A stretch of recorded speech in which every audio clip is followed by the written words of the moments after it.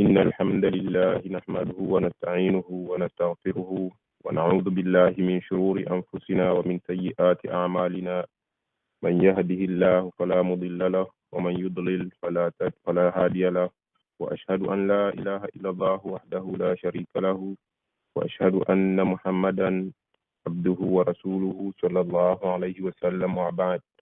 Ndugu zangu Waislamu, karibuni kwenye halaka yetu ya leo ya 124.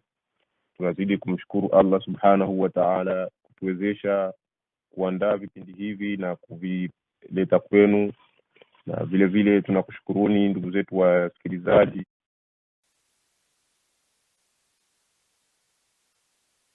kufuatilia vipindi vyetu hivi, na si kwa lingine ni ila kutaka kujielimisha kwa dini yetu adhim. Na vile vile tunawashukuru walimu wetu na ustazi wetu ambao kwamba huwa wepesi kila tunapowahitajia kuitika wito wetu na kutokuwa wabakhili kwa elimu ambayo kwamba walio bahatika kuipata, kuweza kuchangia pamoja nasi na kutuelimisha. Siku hii ya leo ninayo furaha kumkaribisha ndugu yangu, mkubwa wetu, kaka yetu, wengine baba yetu, Sheikh Salum Isa kutoka maeneo ya Belgium. Alituandalia maudhu ya ndoa ndoa za magharibi. Nayo ni maudhu ambayo kwamba inahusu wengi, ikiwa maeneo ya Europe, aidha Amerika, maisha ambayo kwamba tunayaishi. Ndoa zinatatanisha sana. Ningependa tu kukuombeni ndugu wasikilizaji, tufungue mioyo yetu, tumkabidhi shekha wetu atufikishie yale ambayo kwamba aliyotuandalia. Sintokuwa na mengi, ningependa kumkaribisha ndugu yangu au kaka yangu Sheikh Salum katika mitambo. Karibu Sheikh, tafadhali. Asante sana kwa makaribisho. أعوذ بالله من الشيطان الرجيم. بسم الله الرحمن الرحيم. الحمد لله الذي خلق الذكر والأنثى وجعل بينهما أمورا نافعة التي بها تستقيم الحياة. والصلاة والسلام على الحبيب المصطفى الذي سن سنة الزواج، فقال فيما قال: لا رهبانية في الإسلام. وقال أيضا: النكاح من سنتي، فمن رغب عن سنتي فليس مني.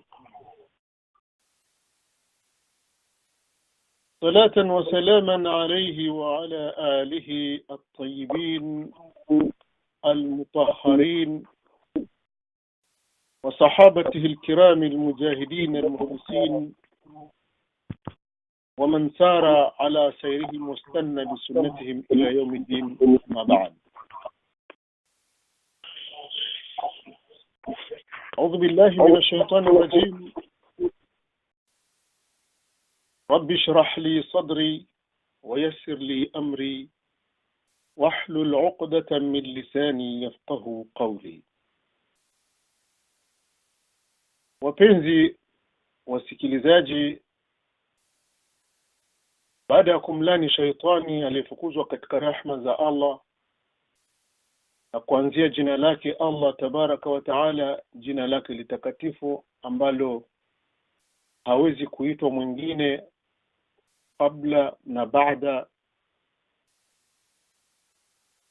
tunamshukuru yeye Allah tabaraka wa taala kwa kumkabidhi sifa zake takatifu na kusema kwamba zote ni zake.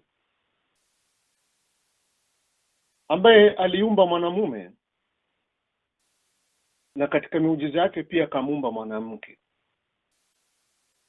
na kutokana na hawa wawili ndio ulimwengu umesimama. Rehma na amani zimwendee mpenzi wetu na mfano wetu Mtume Muhammad,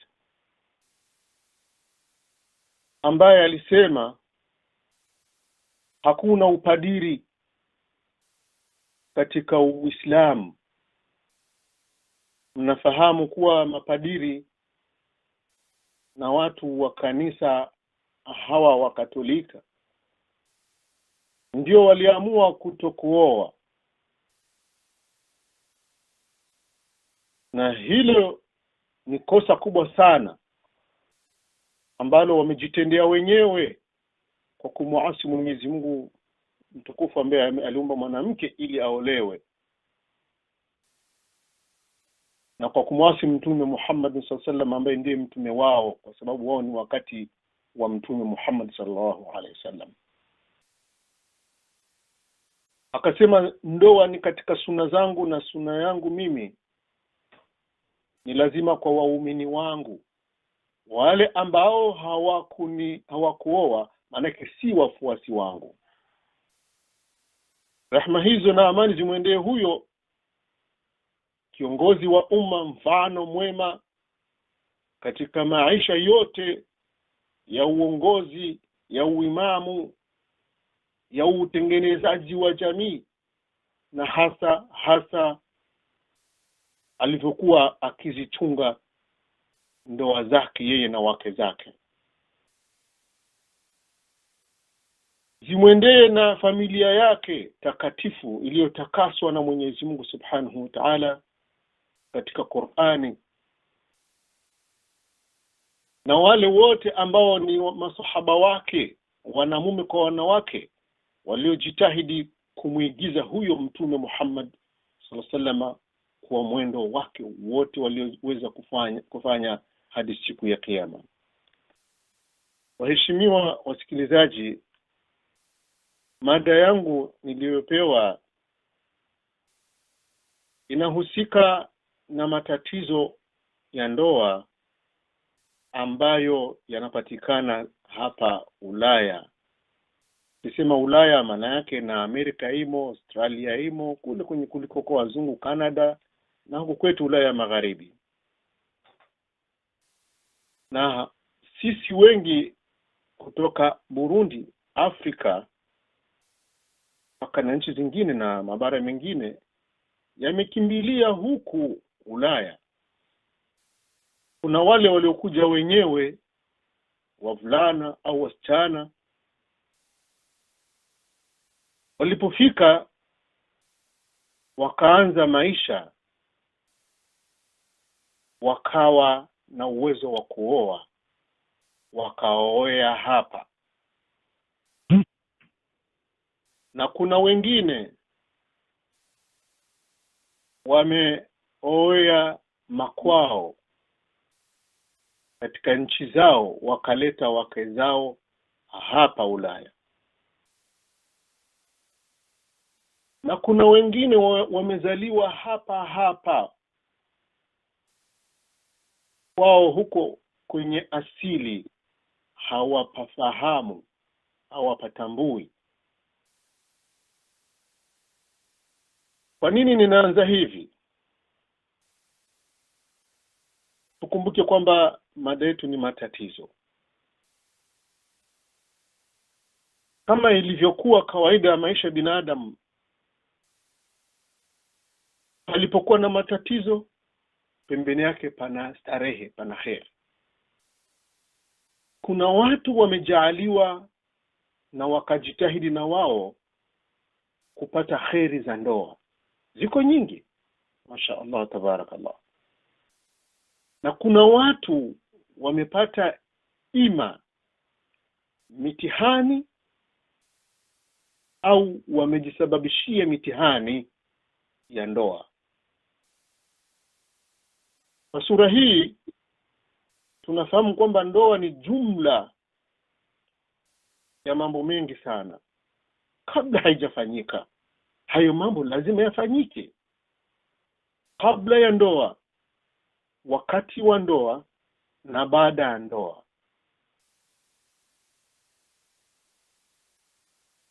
Kwetu katika mila za Waswahili mna mila moja nzuri sana ambayo wazungu hawana.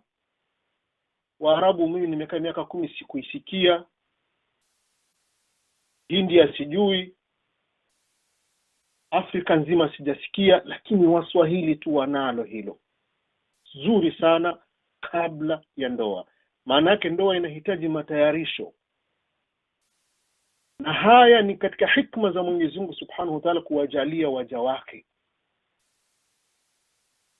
Hapa Ulaya mnajua kwamba wanaoishi huku watoto wanawake wameachiwa huru na watoto wanaume wameachiwa huru, wanafanya watakavyo, wanazini watakavyo, hata ndoa za kidini kwao hakuna tena. Ndoa hapa Ulaya ina matatizo mengi sana kuliko starehe, kwa sababu mazingira ya hapa Ulaya na ndoa zingine katika mila fulani huwa zina kheri nyingi, kwa sababu zimetengenezwa vizuri kabla binti anaalikwa. Na mimi hapa ninaomba mama zetu warudi tena kwenye mtindo huu, na wake zetu waalike mabinti zao. Mtu akiitwa mwali alikuwa ni yule ambaye ana tabia za usikivu, tabia za utiifu katika mambo mazima ya kheri, mwenye adabu, mwenye haya, mwenye huzuni, mwenye kujua thamani ya kitu ambacho anataka kufanya. Kwa hiyo ni mambo mengi sana, muda wa kutosha. Na sunna hii ya umwali katika Waswahili wameitoa katika sunna ya wale watakatifu waliopita kabla yetu, ambaye ni Mtume Zakaria alayhi salatu wasalam. Kwa kukabidhiwa Bibi Maryam binti mdogo alipozaliwa, amlee yeye, akamweka mihrabu. Mihrabu ni mahala patakatifu pazuri, kimya kabisa.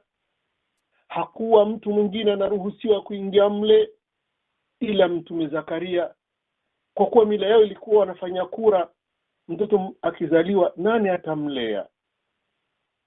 Hapa pana kazi kubwa sana tukifahamu katika sura za Qur'ani, kule kwenye surati Al-Imran na hapa kwenye surati Maryam.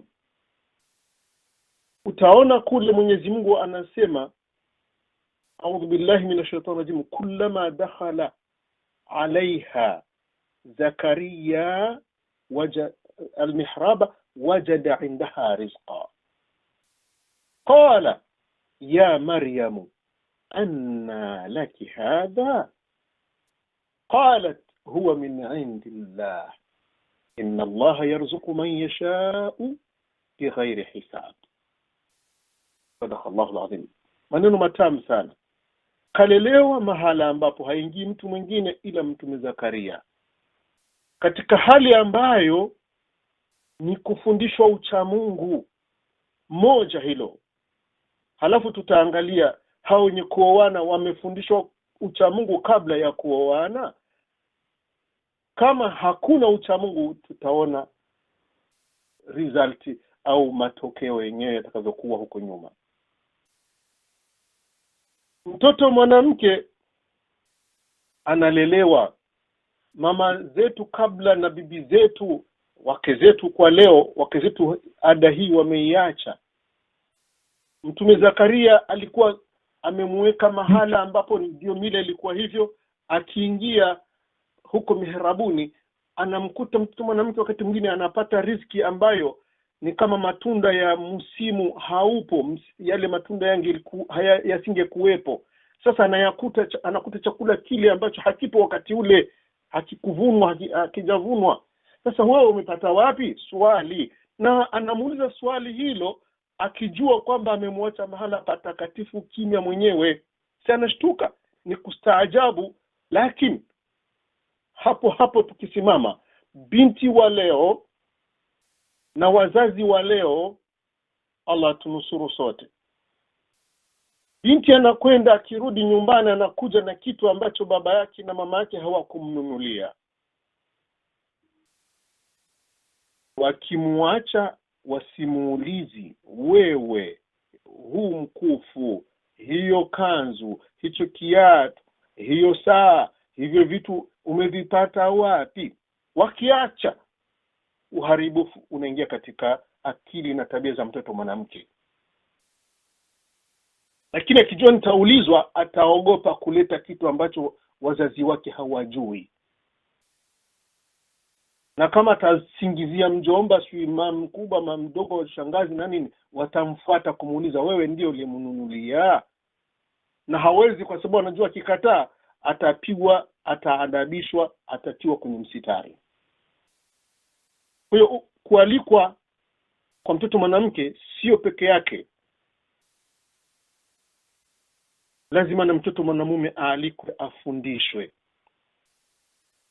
Kwa sababu maisha ya wawili ni maisha magumu sana, sio kama maisha ya mtu wewe mwenyewe nyumbani kwako bachelor, yani celibatary, hauna mke, yule hana mume. Haya ni maisha mengine kabisa, yana utofauti mkubwa sana na maisha ya wawili. Na baada ya wawili, kama Allah akileta riziki za watoto, kumepatikana viumbe wengine, mmoja, wawili, watatu, wanne, mpaka anavyotaka Mwenyezi Mungu Subhanahu wa Ta'ala. Kwa hiyo tukirudi kwenye ndoa, tunakuta ndoa ina matayarisho yake. Uchumba maana yake nini? Leo uchumba kwetu umeharibika. Ulaya ndio hatuwezi kusema. Uchumba umeharibishwa na nani? Umeharibiwa na wazazi wasiotaka kuchunga mipaka ya Mwenyezi Mungu na mipaka ya Mtume Muhammad SAW, mipaka ya dini yetu katika kupokea posa. Tumeona vijana wengi wahuni wanatumia nafasi ya uchumba kuzini na watoto wanawake, na watoto wanawake vile vile wanakuwa wanatamani kuzini na wachumba zao, mpaka kunatokea matatizo mengine ambayo yatakuja kuitia ndoa katika mtikisiko na hasara. Kwa hiyo tunakaa hapa tunasema Mwenyezi Mungu ameturuhusu kuoa, amewaruhusu kina mama na kina dada na mabinti kuolewa, ruhusa ya kidini. Uchumba lazima uheshimishwe kama alivyosema Mtume wetu Muhammadin sallallahu alaihi wasallam, ni kutangaza ndoa na kuficha. Kwa hiyo hapa ndipo palipokuwa na shida kubwa sana. Anasema Mtume sallallahu alaihi wasallam, idha ja'akum man tardawnahu dinahu wa khuluquhu fazawijuhu. Mtu anayetaka kuoa anakuja kuchumbia, sie ambaye atajileta tu hivi hivi. Watoto wa Ulaya hapa anakuambia, baba kesho naoa au kesho naolewa. Matatizo, kwa sababu mazingira hapa hakuna ndoa, wakienda serikalini tayari. Lakini kwetu tuna hayo mambo ya kwamba lazima mtoto mwanamke achumbiwe na mtoto mwanamume achumbie, atume watu wazima. Kwa nini kutuma wale watu wazima wapokelewe na watu wazima? Ni kwa sababu baada ya ndoa kunaweza kupatikana mishikili, matatizo, migongano ambayo inaweza ikawashinda wale watoto wanamume na wanawake walioana kupata ufumbuzi. Mwenyezi Mungu anatayarisha kupitia sunna, la nikaha illa biwali, asiolewi mtu ila kwa ruhusa, kwa idhni ya wali, msimamizi wake, Kwa hiyo hapa wali wasimamizi wa mtoto mwanamke wamekuwa wameshawapokea wasimamizi wa mtoto mwanamume. Kwa hiyo wanachunga kule mbele kukitokea matatizo, fab'athu hakaman, anavyosema Mwenyezi Mungu Subhanahu wa Ta'ala, min ahlihi wa hakama min ahliha in yurida islaha yuwaffiq Allahu bainahuma. Hakaman ni mtu mwenye hekima, anajua kutokana na experience ameishi nayo kwake, anajua vipi ametatua matatizo mengi yeye na mke wake. Hawa wana hekima, sio vijana kukaa kwenye kesi za vijana wenzao wasio wengine hata kuoa bado hawajaoa. Kwa hiyo kule mbele kuna matatizo yanapangiwa watu na system na mfumo utakaotatua matatizo biidhnillah taala, wakiwa wamegombana bila kuwa na maksudi ya kuachana, kwa sababu mmoja akipinga suluhu mambo yanaharibika. Allah ameweka sharti, wakitaka mmoja wao tu, wote wawili wakitaka suluhu tayari. Kama mmoja wao hataki, hakuna suluhu itapatikana. Kwa hiyo kabla ya ndoa ni uchumba na matayarisho, kualikwa na kadhalika. Kijana anachungwa, anakuwa ni kijana ambaye hazoei uhuni na kadhalika, wala haujui, na binti hajui uhuni. Wakikutana huyu kijana ni bikra na binti ni bikra, wanaanza maisha mapya. Tena bikra kwa bikra wanakuwa wanaaminiana. Haya, Ulaya hakuna bikra, kwa sababu ni moja katika vitu vya aibu. Ni mara chache kusikia mtoto wa kizungu eti binti fulani aliolewa akakutwa na bikra. La, mambo ya ajabu sana. Wanafundishwa shuleni, kwenye televisheni na vyombo vyote vya habari kwamba mapenzi ni kupendana na fanya mnavyotaka, viwiliwili ni vyao, wafanya wanavyotaka. Sasa ikiwa kama watakuwa hivi katika ujana wao, na watoto zetu na wabinti zetu na wadada zetu wamekuja wakaigiza, badala ya kuchungana na zile mila za Uislamu zilizokubaliwa pia zikapendwa na Waswahili, wakazichukua zikawasaidia kujenga ndoa zao, nyumba zao, familia zao. Tatizo, msiba mkubwa wa binti zetu, wadada zetu wanakuja kuigiza vibaya kuliko hata wazungu wenyewe. Sasa hawana dini hawa. Ajabu sasa mtu mwenye dini aje apoteze dini yake aigize mpagani. Unaona kama upotevu hapo unakuwa ni maradufu, ni mara mbili. Huyu kishapotea mara moja, lakini sisi ni kupotea baada ya kuongoka. Ni hatari kubwa. Sasa fikirieni wakioana katika mazingira kama haya, wataoana waishi vipi? Sasa mtoto mwanamke wa kizungu kwa walivyo hapa, sasa nazungumza vyote kwa sababu kuna vijana wetu wanakuja hapa wanaoa, na vijana na wasichana wanaolewa. Sio tu ndoa za watu kutoka kwetu 100% kama vile tumetoka Bujumbura au Dar es Salaam au popote. Hata wao pia ni nusu ya watu wameoana hapa. Mmoja ametoka Afrika, mwingine amekutwa hapa, na hiyo ni ndoa pia, ijapokuwa pengine kinachotuhusu sana hapa ni ndoa za watoto wanamume wa Kiislamu na mabinti wa Kiislamu kutokea kwetu katika jamii zetu. Sasa hapa ndipo palipokuwa na tatizo, watu wameigiza vitu vingi. Na ndoa yenyewe sasa ikiondoka huko kwenye hali tofauti nilizozitanguliza, hali za kabla ya ndoa, malezi mazuri yanasaidia ndoa kuwa nzuri, na hali ya baada ya ndoa, matayarisho kukitokea misukosuko, watu waweze kupata nafasi za kuhukumiwa na wazee na watu wazima ili wahifadhi na waendelee vizuri katika ndoa yao. Sasa tunakuja hapa sasa magharibi Ulaya. Hapa pana mipangilio iliyowekwa na serikali zao. Mipangilio yenyewe ni mipangilio iliyorahisisha wango fulani kupata riziki. Sababu Afrika kwetu kule hakuna hii mipangilio. Mpangilio wa kwanza, serikali inafanya juhudi, au serikali zote za magharibi zinafanya juhudi raia wapate ajira, wapate kazi, wanamume na wanawake. Sasa wanakuambia hapa mambo ya ar-rijalu qawwamuna 'ala an-nisa'i hayapo. Wanamume ni wasimamizi wa wanawake. Wanakuambia mtoto mwanamume asome, atafute kazi, apate kazi na mshahara wake, na mtoto mwanamke asome, apate kazi na mshahara wake. Tena wako sawa hawa. Tatizo ni kwamba usawa wenyewe hawauweki wazi,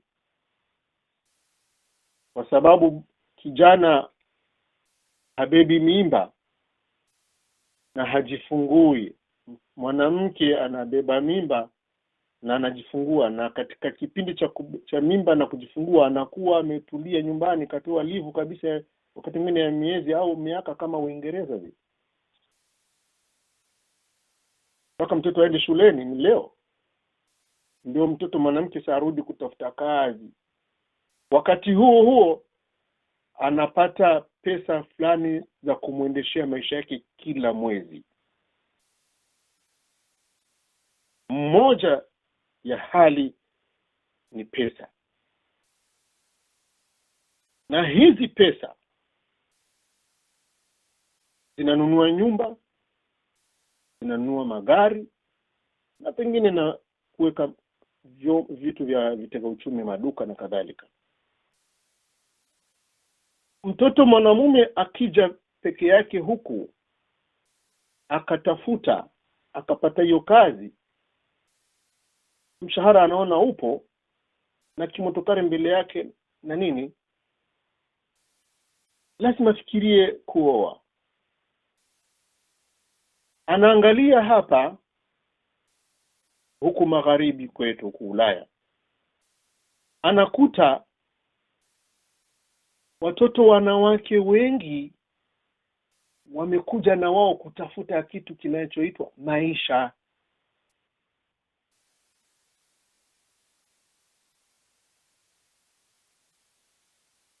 Mwanamke kaja kutafuta maisha na mwanamume kaja kutafuta maisha.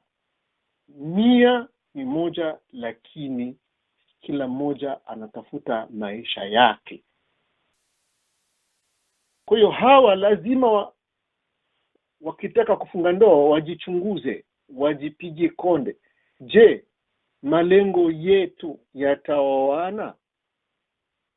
Sio viwiliwili vioane, fikra zisioane, malengo yasikubaliane. Wakioana watu hawa, matatizo yako karibu sana kutokea. Hiyo ni picha ya kwanza kwa wale waliokutania hapa. Hiyo wanaogopana. Na ndio tunakuta kuna tatizo la, kwa kuwa yule mtoto mwanamke kapata pesa zake €700 mfano. Humo anapanga nyumba na kodi, ni kila kitu anakula na mambo mengi, na anachukua hata €50 kuwatumia wazazi au ndugu na marafiki wenye shida na nini. Na mtoto mwanamume hivyo hivyo.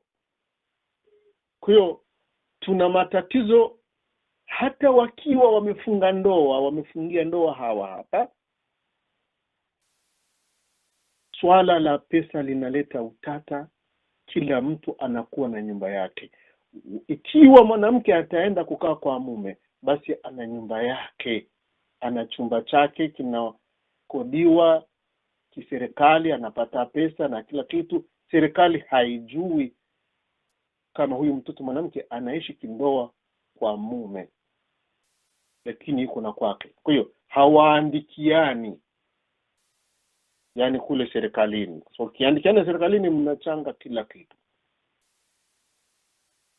Hilo ni tatizo kubwa sana. Katika matatizo ni moja la kwanza ni hilo. Tatizo la pili Mtoto mwanamume anafunga safari. Hata watoto wanawake nimeona wanafanya hivyo mashallah, lakini wameharibikiwa. Wamekwenda Afrika kutafuta wachumba, wakaolewa au wakaoa huko nyumbani kwetu. Kule nyumbani kumsikia tu ni kijana ametoka Ulaya au ni binti ametoka Ulaya, nia zinabadilika. Wanasema heri uolewe, utoke hapa, ukishafika Ulaya utajijua, utafanya nawe maisha yako.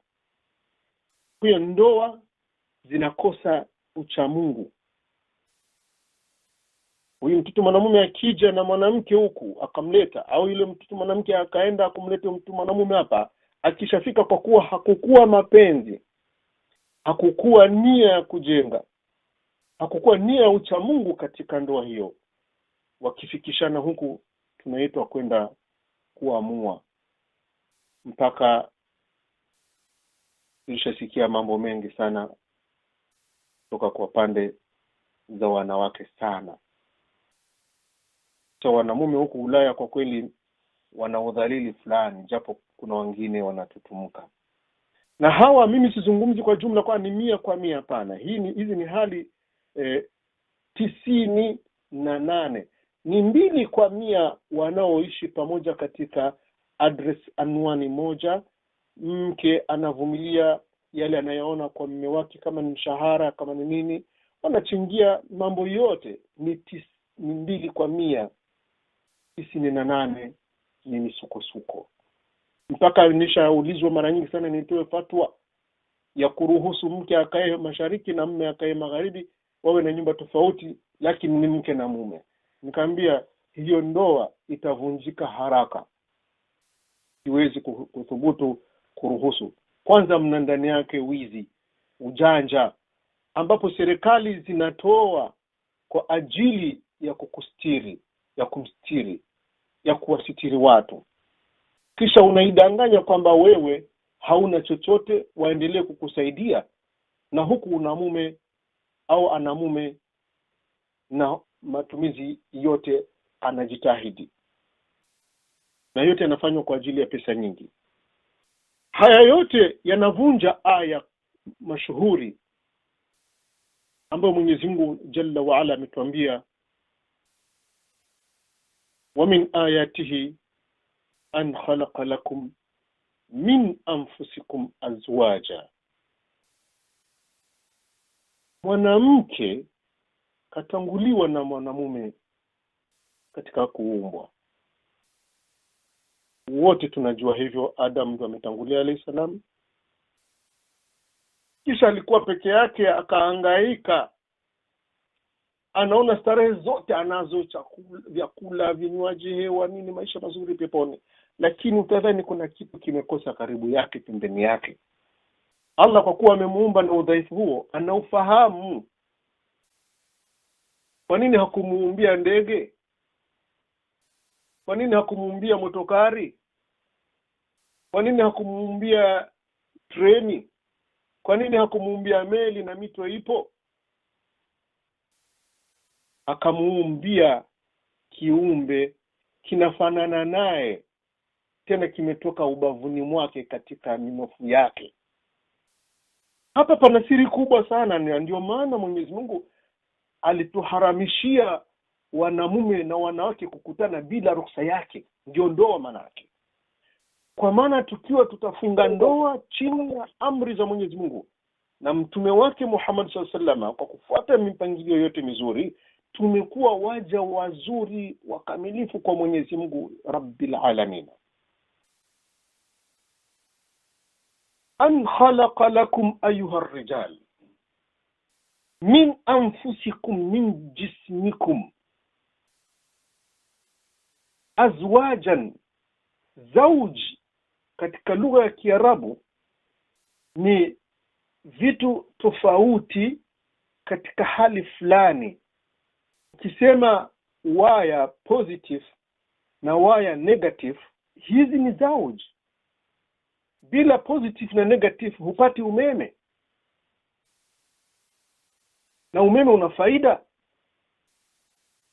Na akasema Allah jalla jalala, wa min kulli shay'in khalaqna zawjayn la'allakum tadhakkarun. Min kulli shay, miongoni mwa kila kitu, miongoni mwa viumbe alivyoviumba vilijikuta viko zauj viwili, positive na negative. Mwanamume Allah awanusuru waja wa Mwenyezi Mungu. Mwanamume hawezi kuzaa na mwanamume mwenzake, na mwanamke hawezi kuzaa na mwanamke mwenzake, ijapokuwa makafiri wanataka yawe hivyo wafanye, lakini haiwezekani. Hawawezi kufanya kile ambacho Mwenyezi Mungu amekataa kisiwi. Kwa hiyo mtoto mwanamume ni positive, mtoto mwanamke ni negative. Wakikutana kunapatikana kiumbe mwingine. Hivyo ndivyo ilivyokuwa sunna ya Mwenyezi Mungu Subhanahu wa Ta'ala. An khalaqa lakum, katuumbia wanawake, ili tufahamu kwamba hawa wanawake sio wanamume kama sisi. Kuna watu wanavunja ndoa zao, wanaziharibu au wanazitingisha sana, wanazilegeza kwa kutaka mwanamke awe kama yeye mwanamume. Hilo ni moja katika makosa makubwa sana yako hapa Ulaya na huko nyumbani na ulimwengu mzima. Sasa tunalazimika kabisa kujua kwamba Mwenyezi Mungu kamuumba mwanamume ni special, kiumbe special, yuko na majukumu yake. Ar-rijalu qawwamuna 'ala an-nisa. Wakina dada waumini wanapenda hiyo aya. Wanamume ni wasimamizi wa wanawake. Unajua, mwanamke akichukua aya hii akataka apate raha yake, anaishi maisha ya umalkia. Mwanamume akichukua aya hii akaitia katika maisha yake, akili yake, matendo yake, anaishi kama mfalme. Vipi? Mwanamume ameleta mke ndani, kisha tengeneza pale atakapomweka, vile atakavyokula huyu na atakavyovaa, akiumwa jinsi atakavyotibiwa, mipangilio ambayo wazazi wake ndio walikuwa wakimfanyia. Sasa yeye ndio kachukua nafasi. Akiuchunga ulimi wake, asiwi anamsimanga yule mwanamke, mimi ndio nimekuleta Ulaya, mimi ndio, bila mimi hapana. Hilo ni tatizo katika matatizo makubwa sana huku Ulaya. Pengine hata nyumbani, kwa sababu yapo. Sasa wewe kwenu mlikuwa mafakiri tu bwana. Kama sio mimi kutoa, mlikuwa wabinti wanane mnachangia chumba kimoja, chakula sahani moja, na leo unakula sahani yako na kitanda chako na televisheni yako na nini. Mambo kama haya yanaharibu ndoa yako magharibi na yako nyumbani. Kwa hiyo mtoto mwanamume anaendelea kwenda kutafuta riziki. Mtoto mwanamke anasubiri aletewe. Kwa sababu Mwenyezi Mungu alivyomuumba mwanamume, amemuumba mtu wa kupambana, ni kiumbe kupambana dhoruba zote ili apate riziki alete nyumbani. Mtoto mwanamke ameumbwa teke laini kwa tabia, laini kwa mnofu wake, laini kwa mfupa wake. Ndio maana silaha kubwa sana ya mwanamke ni kilio.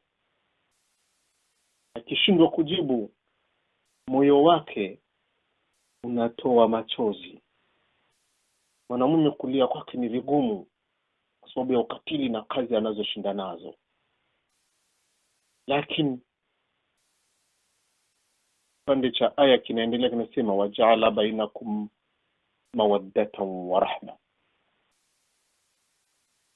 Huu ni msingi wa muhimu sana katika ndoa, na ndio wengi wakijitahidi kuwa na yale anasema Mwenyezi Mungu, akajalia baina yetu wanamume na wanawake mawadda katika lugha ya Kiarabu sio kwa Kiswahili tunasema mapenzi. Waarabu, watunga mashairi, watu wa falsafa, karne zote, karne nyingi sana, wamekaa wakatazama wakakuta mapenzi yanaweza yakaitwa majina kiasi ya 10. Hili tamko la almawadda katika orodha linakuja kwenye nafasi ya 5.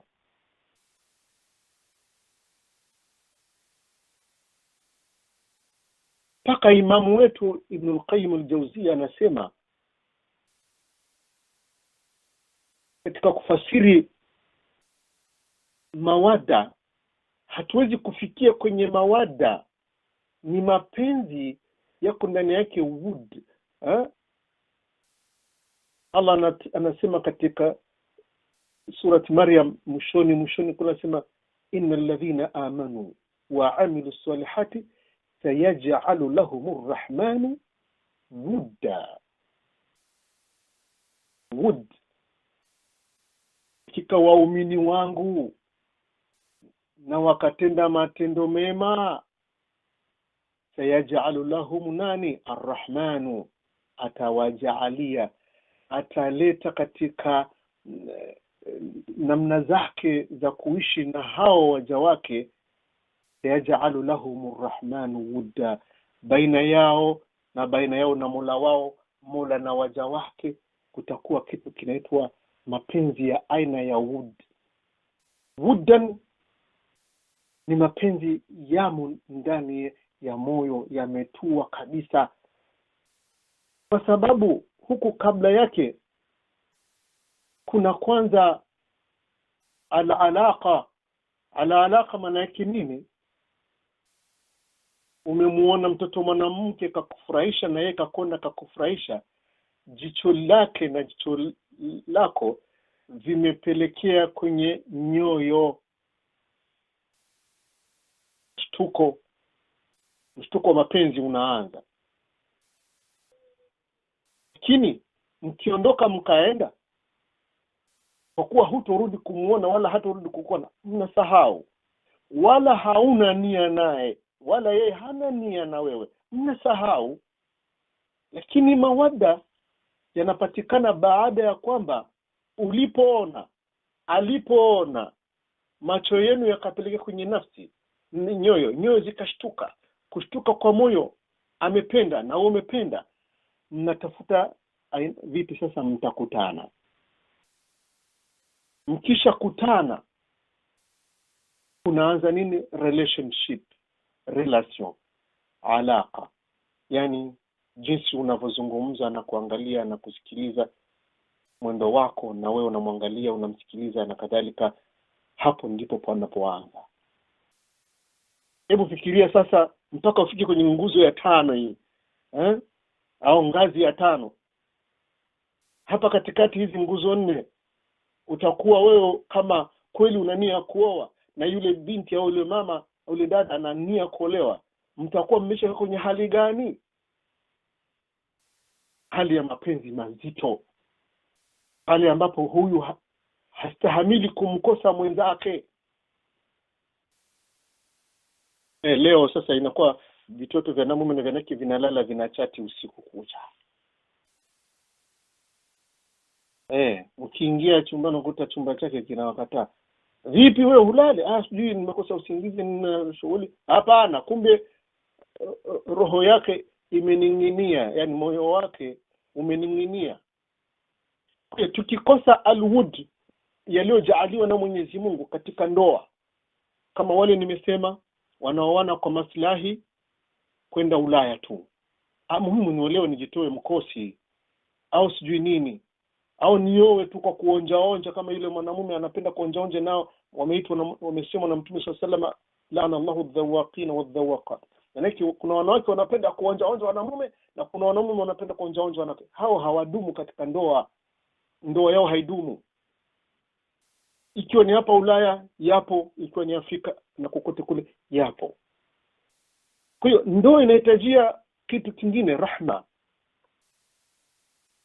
Mawada ni kitu cha moyo, Moyo unaweza ukapenda ghafla na ukachukia ghafla. Moyo unaweza ukapenda kwa muda ukachukia kwa muda mrefu. Lakini rahma,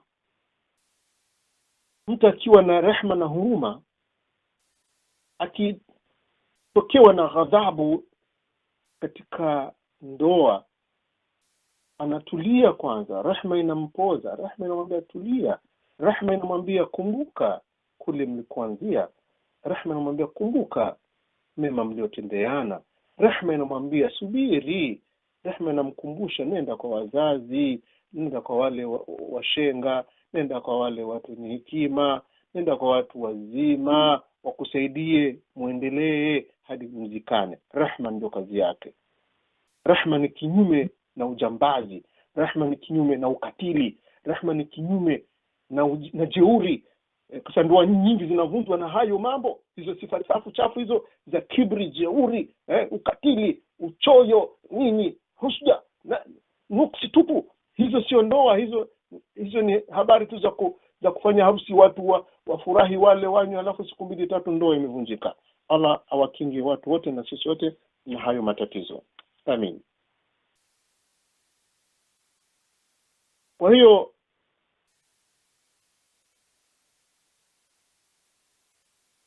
sijui kama ninasikilizwa vizuri.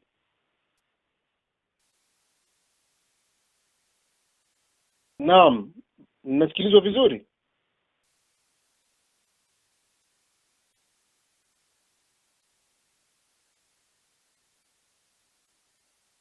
Halo? Naam, nasikika Sheikh. Shakara Allah lakum. Manake vyombo vya kisasa lazima tupate uhakika. Ndio watu tunaweza tukadhani kama tunasikilizwa, kumbe tumesha kuwa tumeachana. Kwa hiyo Mwenyezi Mungu ametupatia fursa kubwa sisi waumini, na aya hii ni msingi mkubwa sana wa kuweza kutaamali na kufikiri kila mtu na nafsi yake peke yake. Watu wafanye ndoa kwa ajili ya uchamungu, watapata kheri nyingi sana. Kwa ajili ya kumwasi shetani na kumtii Ar-Rahmani, ndio tutaelewa maana ya mapenzi na thamani ya mapenzi. Na yatakuwa ni mapenzi ya pande mbili. Mawada yatakuwa upande wa mtoto mwanamume au mwanamume na upande mtu mwanamke. Na watoto wakizaliwa wapate raha ya kuzaliwa na wapenda nao, ambao hawakutupiana maneno machafu mbele ya watoto, wala hawakuonyeshana ukatili, jeuri na nini mbele yao, mbele watoto. Watoto wanabaki na kumbukumbu nzuri, wanalelewa vizuri, na wao pia wanaathirika na malezi na tabia za wazazi. Mimi miezi ya nyuma, mwaka jana, nilikuwa Rwanda, Kigali. Jamaa mmoja katika watu wetu wa karibu alikuwa anasema Mungu amrehemu baba yangu na mama yangu. Mimi leo na umri wa miaka 60 na zaidi, lakini walipotuzaa na kutulea, hata siku moja hatukuwahi kusikia fujo, huruma yote ndani ya familia yetu kati ya baba na mama. Akaulizwa kwa nini, akasema mama yetu alijitahidi kumjua vema baba yetu toka asubuhi hadi jioni wakati wa kulala. Mzee akiamka kwenda kuswali alfajiri, akitoka msikitini anafikia barazani, anachukua Qur'ani yake anasoma. Mama amekwisha chemsha maji ya kukoga, amepasha maji. Ifikia time fulani, mama anakuja na taulo mkononi, anamuonyesha baba bila kusema kwamba ni wakati wa kwenda bafuni. Baba anachukua kitabu cha Qur'ani, anafunga, anasimama na kikoi chake na mswaki wake na kadhalika, na kwenda bafuni. Baba anatoka bafuni, anakuta chai tayari mezani, na kitandani kuna nguo ya kuvaa siku hiyo. Baba anakunywa chai, baada ya kuvaa anatoka na kwenda kazini. Miaka nenda mpaka walivyozikana. Mfano mdogo kama huu nilikuwa nataka kumalizia utumie ili utusaidie kuachia watoto kumbukumbu, na atakayekufa mbele mwingine abaki na kumbukumbu za mwenzake. Hata kutokea matatizo, chunga mdomo, usitoe maneno machafu kama matusi, kashfa na mambo mengine. Na hapo ndipo palipokuwa na rahma. Inna fi dhalika la ayatin, yote haya ni mambo miujiza, mafundisho ya Mwenyezi Mungu Jalla wa Ala baina ya watu wawili hawa, mume na mke, ili muweze kukumbuka, ili tuweze kukumbuka kwamba huyu mwanamke kaumbiwa mimi, na mimi nijitahidi niwe kama responsible au mwenye majukumu, nimeyatimiza vizuri. Hapa Ulaya au Magharibi, watu waache kupigania mapesa. Sasa kuna kadi inayoleta matatizo. Baba anataka kadi hiyo awe nayo yeye, na mama anataka kadi hiyo awe nayo yeye. Hapana. Hilo ndio tatizo kubwa la ndoa za huku Ulaya. Pesa. Baba nakuomba, kaka nakuomba, ndugu yangu mwanamume, chukua kipande cha pesa fulani, mwachie mkeo, naye ana watu wa kwao wanamkera, na wengine ni lazima kwao, wanamuomba wasaidie. Sio wewe peke yako tu. Mwachie kiwango fulani cha pesa kizuri, na wewe ujulikane pia kwamba umebaki na chochote pia, kwa sababu na wewe una familia, na wewe ndio mwenye majukumu. Japo umemuoa, japo umemleta, japo wewe unatumika, lakini fanya hivyo. Na hii ndio siri kubwa. Watu wakifanya hivyo watapunguza 50 au 60 au 70 au 80 ya matatizo ya ndoa huku Ulaya, huku Magharibi. Kinyume cha hivyo, zogo, fujo, ndoa zitavunjika. Vyote hivi vitaendelea kudumu, na Allah tunamuomba atupe nyoyo laini zilizojaa mapenzi.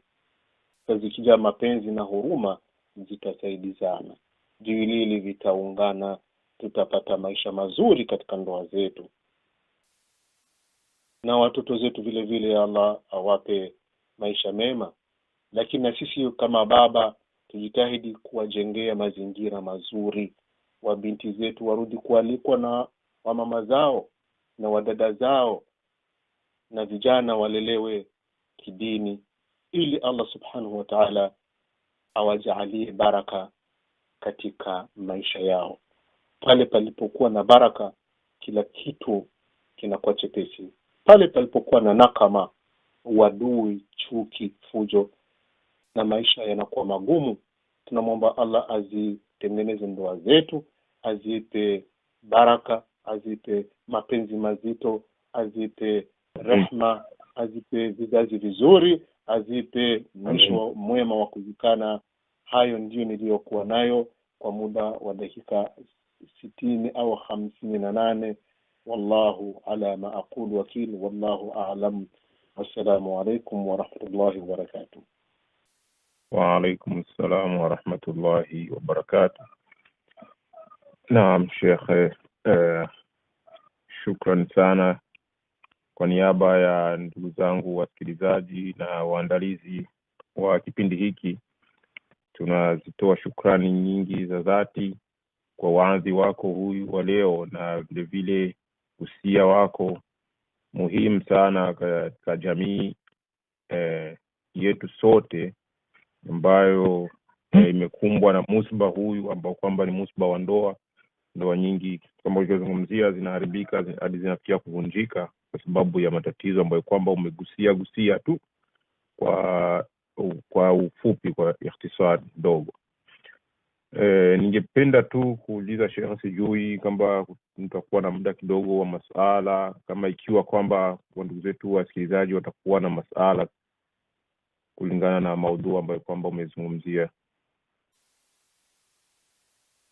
Marhaban bikum. Naam, shukran Sheikh. Ndugu wasikilizaji, kama tulivyomsikia Sheikh, ndio tumeruhusiwa kwa kila ambaye kwamba atakuwa na suala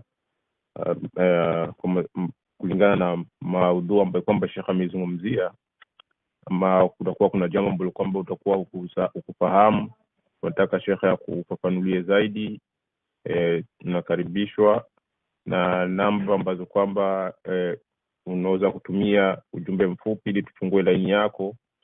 Unaweza kutumia namba yangu ambayo ni 512-627-7009, na vile vile kuna namba ya brother Omar ambayo kwamba ni 2022-262-5734. Unaweza kutuma ujumbe wako ili tuweze kufungua line yako na uweze kuuliza swali lako.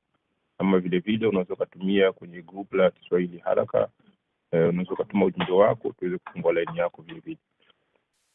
Karibuni ndugu zangu Waislamu.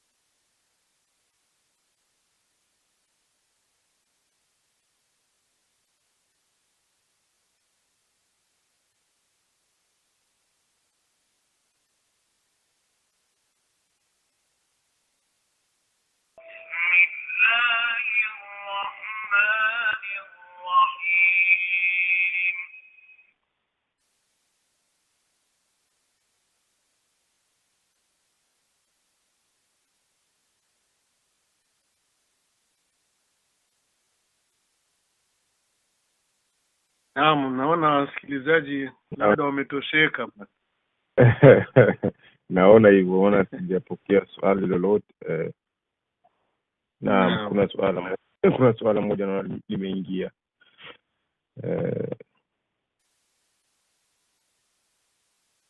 Naam, ndugu msikilizaji anasema, kwanza kabisa natoa shukrani kwa Sheikh kwa darasa. Kwa kweli Allah amzidishie kila lenye kheri na yeye. Swali langu la kwanza ni kwa nini ndoa nyingi za Kiislamu huku Ulaya wanapokuwa na ugomvi mke na mume, mke hukimbilia kuita polisi nyumbani kuliko kufikisha matatizo angalau kwa viongozi wa dini wa nchi hizi ili kuwapatishia suluhu? Ndio ni swali la kwanza. Swali la pili nasema, je, ipi tatizo? Sababu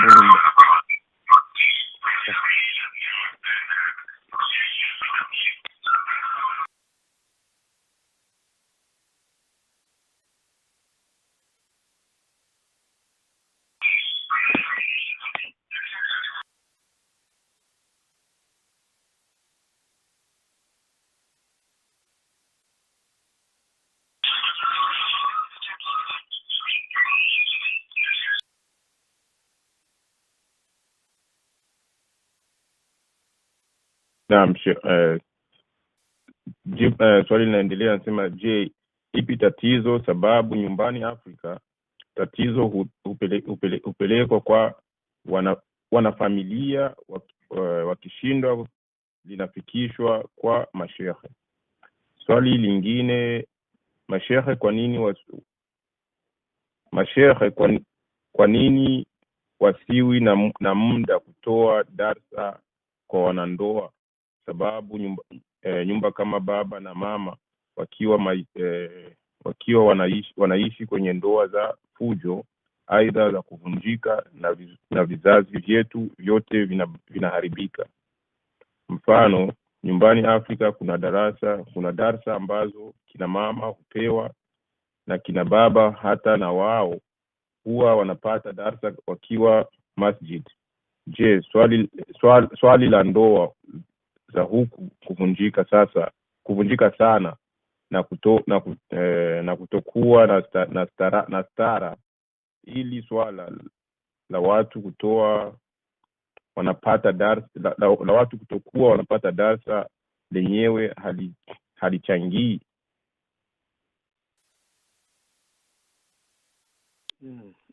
Swali la kwanza, kutokana na wanaokimbilia serikalini au mahakamani,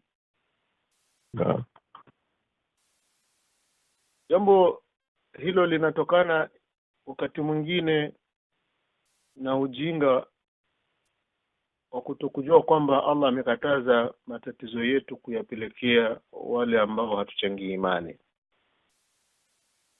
kwa sababu wao wakitafuta ufumbuzi wanautafuta kibinadamu, na wakitafuta kibinadamu kuna wakati wanampa mtu haki ambaye hastahiki. Kwa sababu katika wakati kwa kesi hawamwogopi Mwenyezi Mungu Subhanahu wa Ta'ala. Na utakuta sio masuala ya ndoa tu, hata mirathi nyumbani popote pale, kwa kuwa wanajua wakiletewa mfumo wa Mwenyezi Mungu na mtume wake Muhammad sallallahu alaihi wasallam, utawapa haki kwa yule anastahiki haki, apewe haki yake. Na kuna wengine wanakusudia dhulma, ima ni mwanamume anakusudia kumdhulumu mkewe, au ni mke anakusudia kumdhulumu mume. Huyu mtu hatopeleka mashtaka yake kwa Mwenyezi Mungu na mtume wake.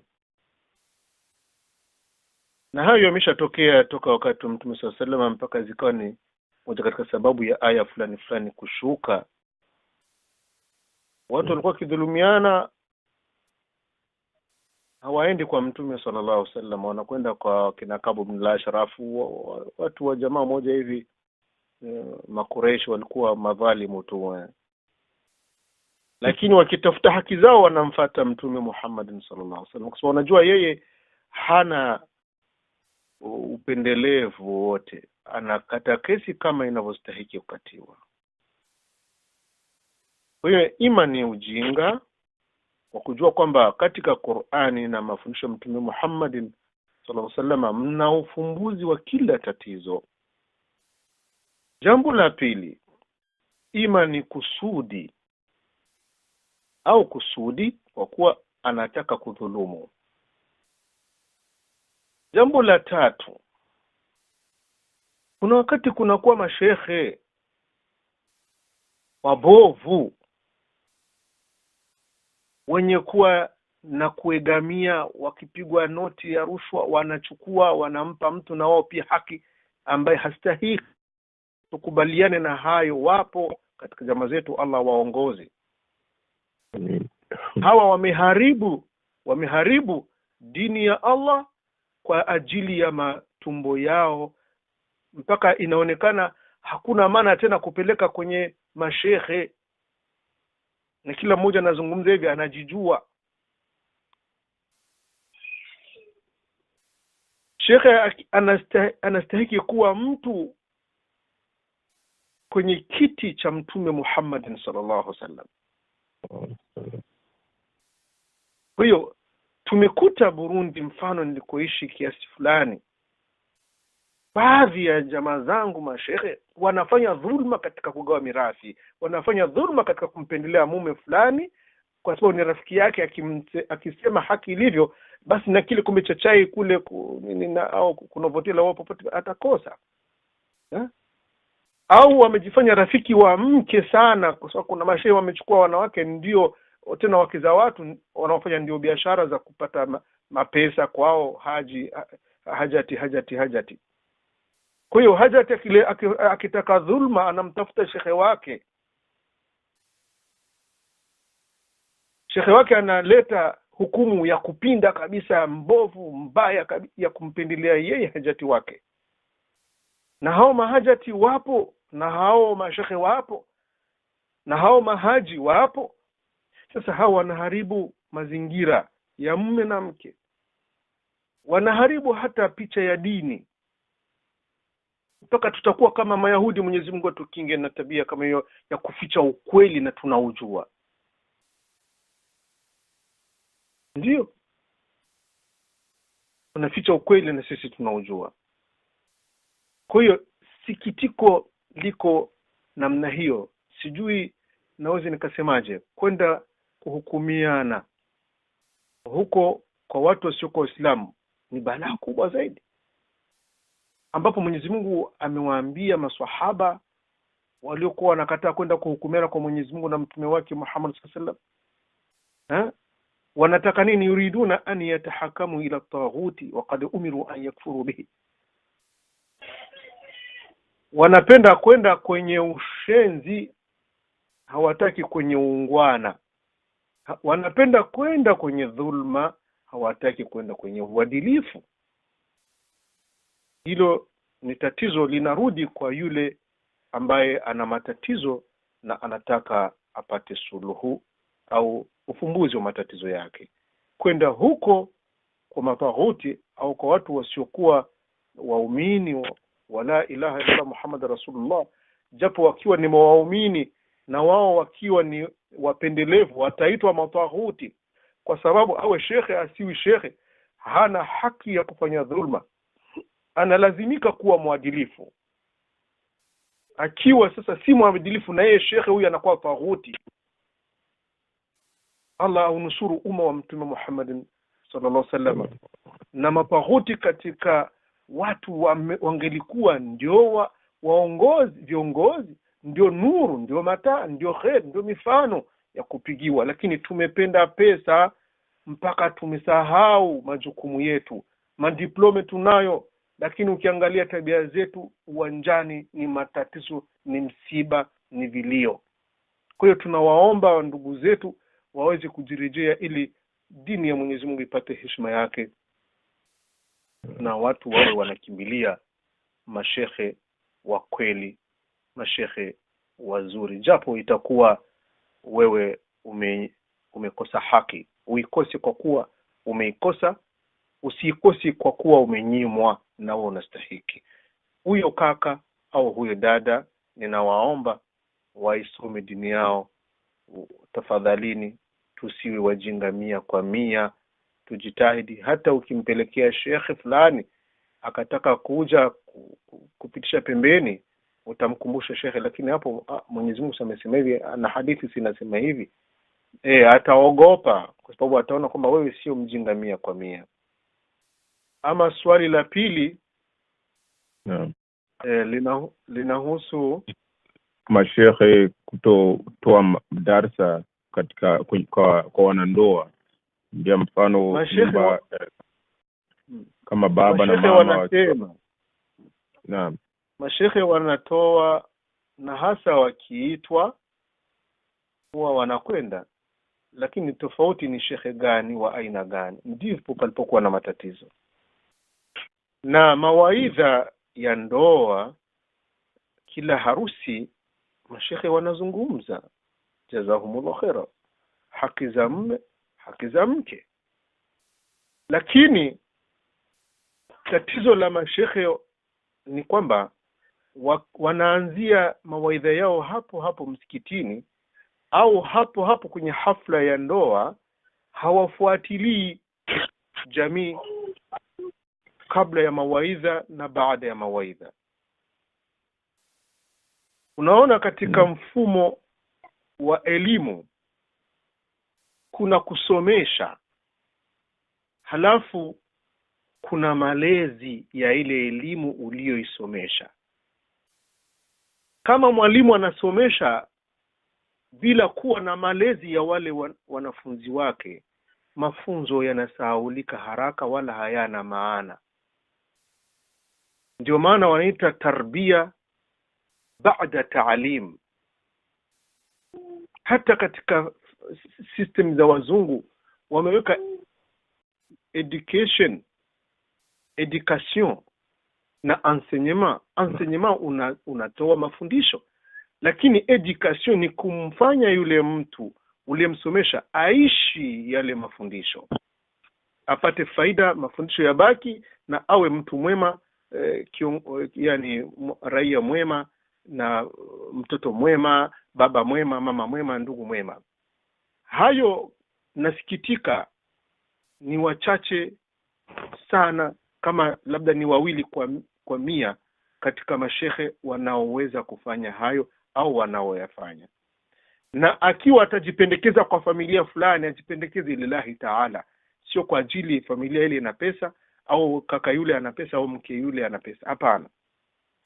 Au ana cheo. Hapana. Kazi ya Mwenyezi Mungu ni lillahi taala, sio kwa ajili ya kaka fulani na dada fulani, kwa ajili watanipa lifti au watanipa mtaji au na mimi nitapata gari na kadhalika. Hizo ni tabia zimekuwa sugu katika baadhi ya ndugu zangu mashehe.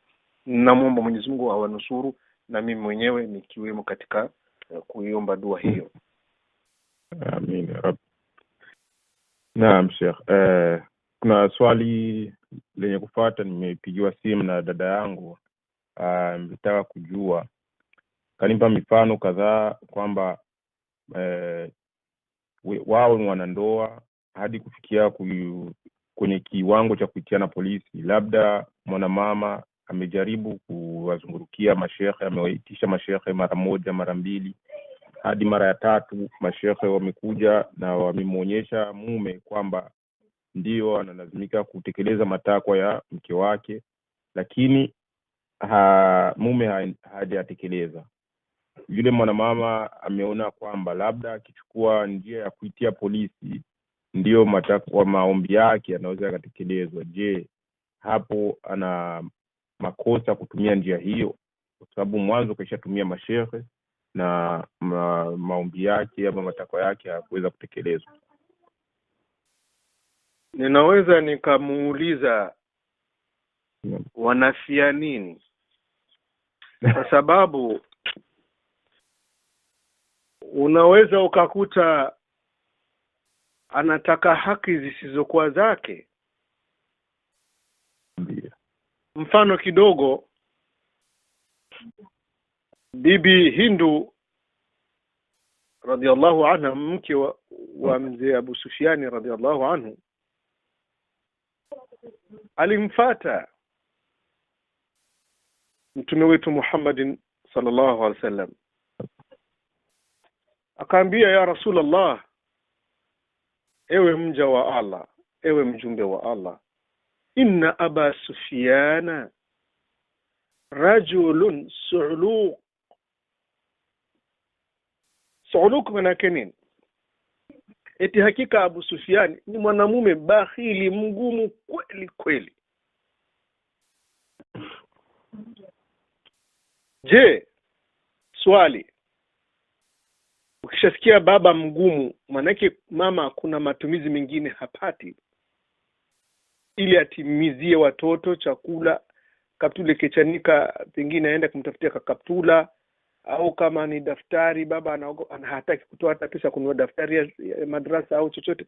Kwa hiyo alikuwa mgumu kwa kweli, jumla ya ugumu, mpaka mke wake huyu anakwenda kumlilia Mtume sallallahu alaihi wasallam ampe fikra afanyeje. Afa akhudhu min malihi, nichukue katika mali zake bila yeye kujua?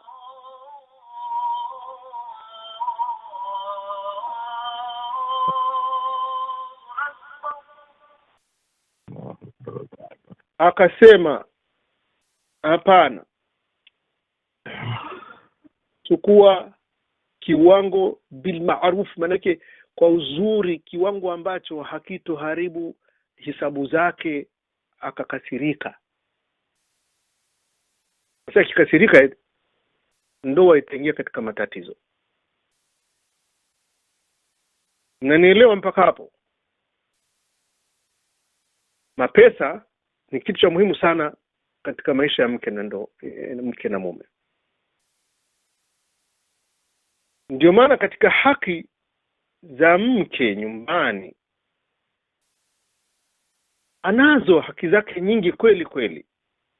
Sasa tuangalie, swali langu ni hilo. Je, ni kitu gani huyo dada hakutimiziwa kama haki yake?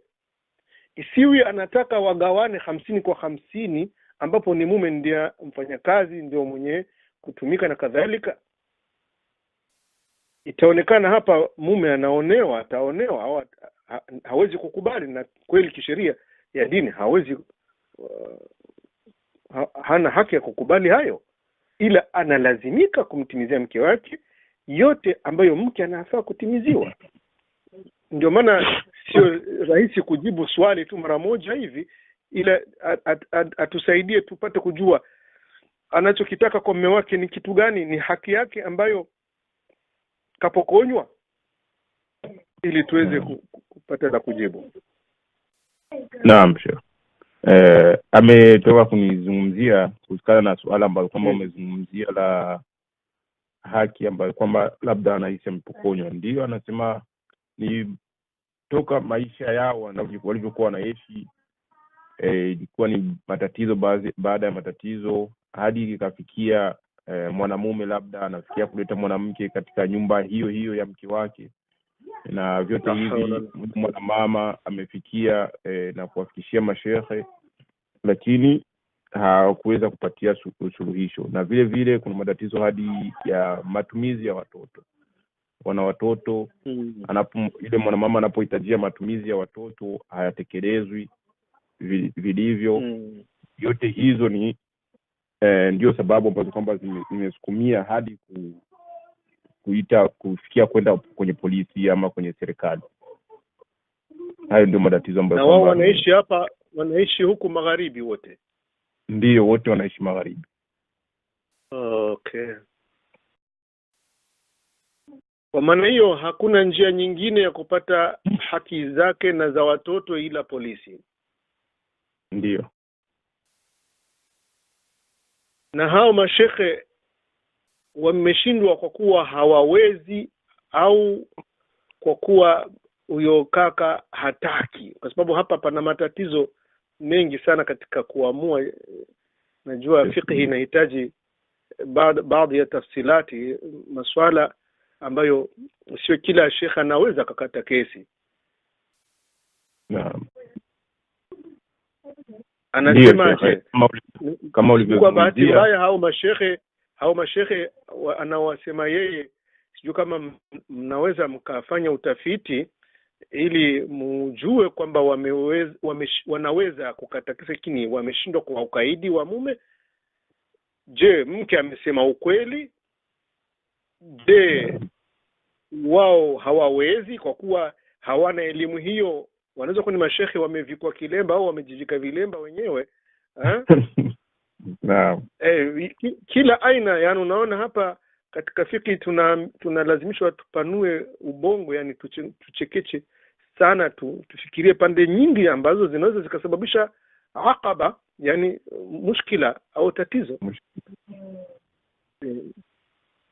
Siwezi kumwambia tu ana haki kwenda polisi, sijapata upana na urefu wa situation au hali ilivyo. Ndio. Na mashehe walichukua majukumu gani katika kumwelekeza mume huyu? Kwa kweli kama unavyosema ni swala ambalo kwamba litakuwa ni gumu kulijibu kwa swali moja na jibu, isipokuwa ni mtu chini ujue ni kitu gani kilichotendeka na hao mashehe walichukua majukumu gani hadi kumpa haki kila anayestahiki haki yake. Ndio, inshallah swala hilo limefahamika. Swali la kufuatia, nimepokea swala kutoka kwa ndugu yangu, linasema asalamu alaykum wa rahmatullahi wa barakatuh. Salam kwa Sheikh. Salam kwa Sheikh na wasimamizi wa kipindi hiki. Kuna swali linalotatanisha watu. Eti tunajua kwamba mahari ni zawadi ya msichana au mwenye kuolewa. Sasa ikiwa ikifikia kumpenda binti mwenye yuko mfano kama Tanzania, lakini wazazi wake wanaishi Rwanda na kijana mwenyewe yapatikana nchi za Ulaya. Sasa mahari yataagizwa kwa wazee au yatapewa binti mwenyewe? Kwani yeye ana uwezo wa kuteremka kule chini? Hapo hajabainisha. Kwa sababu gani? Kwa sababu mahari ni haki ya muolewaji. Lakini kutokana na desturi za kiheshima, kifamilia, ndio yale unaona Mwenyezi Mungu amesema pande mbili zinakutana. Zinaanza kabla ya ndoa. Ndio pale tumezungumzia kwenye uchumba. Uchumba maana yake ni watu wawili, mahakimu, mahakama, watu wenye busara na msimamo mzuri, ndio wanakabidhiwa mahari wampelekee kwao yule binti angali kwao, kama itakuwa hivyo ampelekee kwa kupitia njia wale washenga, kwa sababu wale ni mashahidi pia upande wake duniani na akhera. Na kule kupatikane mashahidi wawili watakaopokea katika wale waliopendekezwa na familia, kama ni familia yoyo au vipi, lakini haki ipite tu mkononi mwao, imwendee mwenye kuolewa, kwa sababu kabla ya kupeleka mahari, ina maana kijana anakuwa ameshazungumza na binti, wamekubaliana kiwango fulani kutokana na uwezo wa kijana. Akimpa milioni, akimpa laki, akimpa 10,000, chochote kile ambacho binti kakiridhia kulingana na uwezo. Kijana asisemi uongo. Unajua kuna watu wengine anaogopa mahari mengi alafu apige chenga.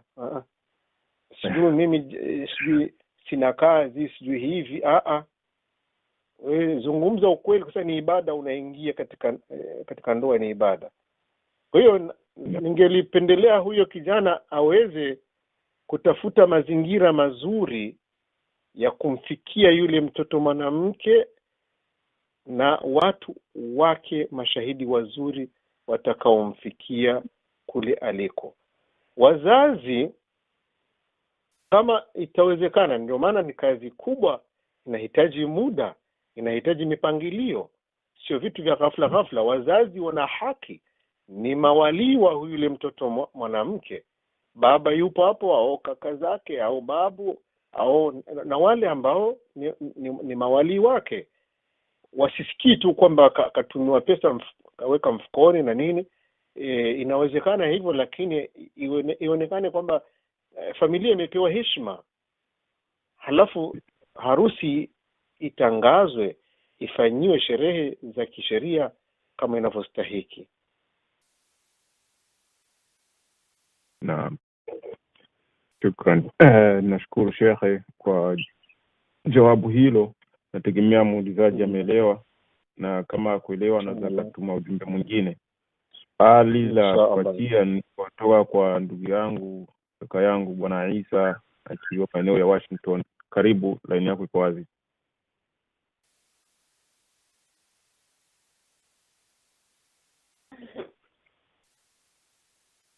Assalamu alaykum wa rahmatullahi wa barakatuh.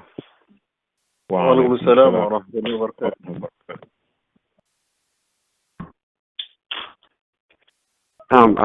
Sheikh, napenda kushukuru sana kwa waadhi wa leo. Jazakallahu kullu khair. Na nyinyi pia. Amina.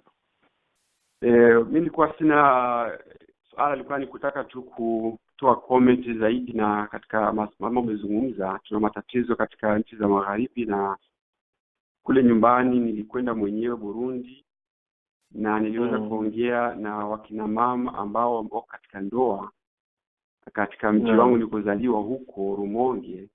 Hapo kuna mashehe ambao walisoma Warabuni na wako na madiploma, lakini wakina mama walinishtakia wakiwa karibu 4, kila wako katika ndoa tofauti, wanashtakia na matatizo makubwa. Anaweza kuwa mwanamume kaoa alafu akahamia kwa bibi mdogo miezi hata 6 mwaka, yani bibi mkubwa hamuoni mume wake. Akienda kushtaki kwa bashehe wanamwambia midhali angaliki ni mume wako, hajakuacha, angaliki anakupenda, hajakataa mwenyewe, basi ni mume wako. Wallahi mpaka mwenyewe nilikuwa najiuliza sijui walisoma vipi huko, wenye walisoma Saudia, Warabuni, mpaka najiuliza nikashindwa. Nilisikitika sana Sheikh. Kwa hiyo tu kwa kifupi tu haya mambo umezungumza, tuna matatizo katika nchi za magharibi na maulama ambao wamekuwa sasa maulama ambao wanapata dunia zaidi. Ni mshikila mkubwa sana sasa huko Burundi kama jinsi uliposema. Ilikuwa tu ni comment tu na Waislamu, kwa kweli hizo swala yote tulielewe inshallah. Asalamu alaykum wa rahmatullah. Wa alaykum salaam wa barakatuh. Tuzungumze bila hisia kwamba wanamume wanataka kujivutia matukufu na haki zote wazichukue wao. Hiyo itakuwa ni dhulma. Aya za Mwenyezi Mungu ziko wazi. Ndoa inaitwa ni mithaqan ghalidha, sio mithaqan yasira. Ni mapatano mazito, sio mepesi. Ukisikia wanawake wengi wanyonge wanafanyiwa mambo kama hayo ya kuning'inizwa, utaona uchungu kama we ni mwanadamu mwenye huruma. Mimi ningeliwaambia hao ndugu zangu mashehe wakumbuke visa vya maswahaba wanawake, jinsi walivyomwendea Mtume Muhammad sallallahu alaihi wasallam, wakamuomba ya Rasulullah, mimi, mmoja anasema simchukii mume wangu eti ana tabia mbaya na ukafiri baada ya kusilimu, la hasha, lakini naona siwezi kuendelea naishi naye, nitaharibu imani yangu baada ya Uislamu. Na huyo mwanamke alikuwa amepewa bustani inaitwa Bayruha, katika bustani kubwa za Madina, zina mito, zina miti, zina matunda, lakini mahari hiyo aliulizwa na Mtume sallallahu alaihi wasallam, atarudina alayhi hadiqatahu? Tunafuata hapo, mnanifuata jamani? Naam. Je, uko tayari kumrudishia bustani yake? Mbona ni ya thamani, ni mahari ya maana sana, na wewe hutaki kuishi na huyo mume? Samahani, huyo ni mwanamke samahani huyo ni mwanamke anamwambia Mtume sallallahu alaihi wasallam, ya Rasulullah, ninachoka kuishi na mume wangu, nifanyeje? Mbona Mtume sallallahu alaihi wasallam hakumwambia kazana hivyo? Alimwambia utarudisha mahari yake aliyokupa hiyo bustani. Katika hadithi sahihi inaitwa Bayruha. Akaambia Rasulullah, mimi nitamrudishia, lakini siwezi kuishi katika imani yangu na nini. Unyonge anaonifanyia ni mwingi sana. Yeye mwanamke, kwa kuwa ni wanawake wenye malezi, hawakutaja madhambi gani huyo mume alikuwa akimtendea. Na Mtume wetu sallallahu alaihi wasallam kwa adabu zake nyingi na masahaba wake hakuwa anapenda kujua undani nini hasa kilichopitika. Kuna mambo mengine ni aibu ambazo haziwezi kutoka nje. Mtu kama ameamua hasa mwanamke tunavyojua katika maisha ya huko kwetu, acha hapa Ulaya pengine kwa sababu ya pesa tu, lakini kama nyumbani ni kwamba anaonewa. Kwa hiyo mimi nafikiri hao ndugu zangu na shekhe wajitahidi kukumbuka haya, wamwambie mama, ikiwa hauvumilii hizi tabia, je, uko tayari kujihulu? Ni haki yako kujivua ndoa, ni haki yako. Wamwambie hivyo. Je, utarudisha mahari yake? Kama unayo, mrudishie. Aitishe watu wazima wenye heshima na kujiheshimu na kuheshimiwa, wa kweli. Kama ni ndoa iliyopita katika mikono ya wazee bado wapo, awaite familia ikutane, tunamrudishia mahari yake huyu jamaa. Na ndio maana ninawanasihi kina dada na wabinti zangu wasikubali kuolewa mahari mengi sana ya kuwashinda kurudisha, kama itakuwa ni pesa milioni 5, 6, 7, 10. Kwa sababu wakati wa matatizo kama utashindwa kuzipata, na wakati umeolewa vitu vya kawaida kama anavyosema Mtume SAW, wanawake wenye baraka ni wale walikuwa na mahari nyepesi, inaweza ikalipwa hata kulipwa bwana, sio kununua. Mwanamke hauzikani. Kwa hiyo mimi natamani hawa ndugu zangu waweze kuchukua mafundisho haya Mtume SAW, wamwambie bwana, kama huwezi kukubaliana na haki za huyu mama, mpe talaka. Unaona bado unampenda vipi? Mbona mapenzi yana alama zake, yana dalili zake. Wamwendee mama yule dada, wamwambie sasa, wewe kwa kuwa umeisha teswa na haya mambo, unaweza kumrudisha mahari yake? Ndiyo, rudisha. Basi kunafanyika mipangilio ya kurudisha. Lazima tuwasaidie wanyonge bwana. Uislamu haukumuelemea mwanamke kwamba afanyiwe udhalili, ushenzi, afanyiwe dhulma. Hakuna mahala hata aya moja wala hadithi wala hata maana. Labda mtu akitaka tu kujiletea zile taawili zake mwenyewe, tafsiri zake mwenyewe, lakini katika Qur'ani na mafunzo ya Mtume SAW, hadithi zake na sunna zake, dalili ni chungu mzima. Wanawake wapo waliojitolea kurudisha mahari, na Mtume SAW akaambia umeshaachika. Kwa sababu wanamume wengine wanapenda wanaingiza wanawake waonje ya mashariki magharibi, hawana adabu na ndoa zao, hawana haki zozote zile wanazotimizia wake zao, halafu wanataka eti wanawake waheshimike. Hapana, huo ni utumwa, huo sio ujakazi, huyo sio kijakazi, huyo ni mke. Hilo ndilo jibu naweza nikakumbushia ndugu zangu walioko Rumonge na kwingine kote, sio Rumonge peke yake. Hata baadhi ya mashehe wako huko Ulaya tunawaona. Sio kuvaa tu ushehe bana. Vaa ushehe maana yake nini? Ni wazee ni mzee mwenye hekima, mzee mwenye elimu, mzee mwenye msimamo, mzee mwenye kauli, mzee mwenye haki, mzee hata ukiwa kijana ukitwa shehe tayari wamechukua hiyo ni istiara, wamejiazima tu jina la utu uzima kulipachika. Kijana amemaliza shule sio Madina, sio amemaliza Misri, amemaliza Kuwait, Libya, wapi. Ni kujiazima tu, lakini sio uzee wa miaka.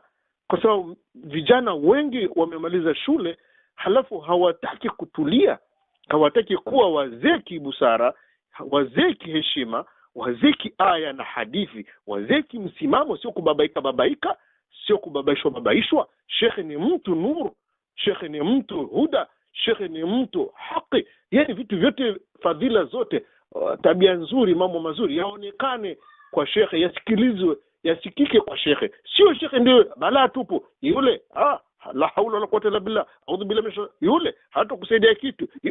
Hiyo inatia kidogo uchungu, na ninaomba ndugu zangu popote pale walipo waweze kujirudishia heshima, waweze kuirudishia dini heshima, na wape watu wenye haki zao kulingana na mafundisho yalivyo.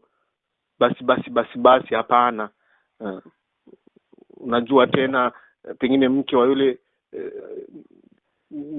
ni binamu wa huyu au masuala kama hayo. Katika dini hakuna mambo ya dada na ukaka na binamu na urafiki na nini.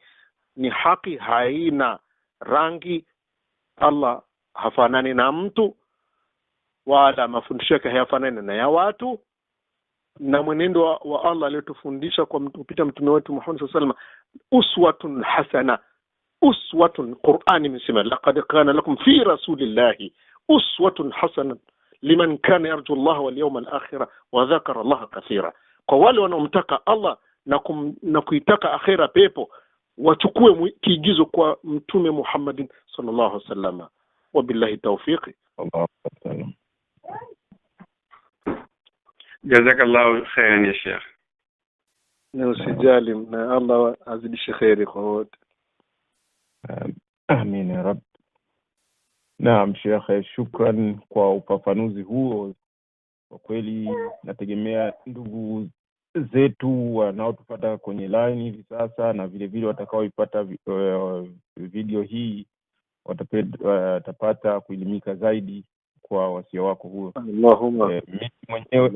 Mwenyewe nazidi kuzitoa shukrani za dhati kwako Sheikh, na vile vile nitataka radhi kwa sababu nimechukua nafasi ambayo kwamba mwenyewe labda hainistahiki, kwa sababu naye mzee wangu ambaye kwamba ndio alikuwa awe mwandalizi wa kipindi hiki kwa siku hii ya leo, ambaye ni Sheikh Isa Gisesa, ipo kwenye line. Ningependa tu pendelea kumaliza kipindi hiki bila yeye kutupa neno lolote ambayo kwamba alikuwa nalo katika kipindi hiki. Karibu. Mashaallah, mashaallah, mashaallah, mashaallah, tabarakallah. Marhaba. Naam Sheikh Isa, line yako iko wazi. Naam. Unanisikiliza lakini? Nakusikia vizuri. Naam. Kwanza huwa sina kinyongo, mambo yamekwenda vizuri na yamependeza. Alhamdulillah, sisi ni kusaidiana tu, lakini si lazima. Mpango ilikuwa hivyo, lakini ilikuwa na maneno ya kupambia na mambo, lakini basi tu yamepita. Mimi nataka nitoa salamu kwa Sheikh wangu Sheikh Salmu Isa Kirungi. La itaqillah, mimi sio Sheikh wako, wewe ndio Sheikh wangu. Mimi nakumbusha wasikilizaji, wewe umesoma hadithi, nimesoma hadithi. Katika hadithi kuna riwayatul akabir anil aswaghir. Kusomesha mwanafunzi kisha ukaenda ukasoma kwake, hilo hamna tatizo. Kwanza wewe mwenzangu kwa umri na umri, lakini ni mwenzangu shuleni bana, tulicheza pamoja shuleni Madina bana. Allahumma amina. Sasa mimi kwa kweli nilipenda kutoa sifa za Mwenyezi Mungu anapopanga mipango. Kwanza huyu Sheikh Isa bin Hassan anaitwa Sheikh Salim bin Isa Hassan, Sheikh Salim Kirungi. Manake nataka niwaeleze watu kwamba ninakuelewa vizuri na fadhila zako ni kubwa nyingi.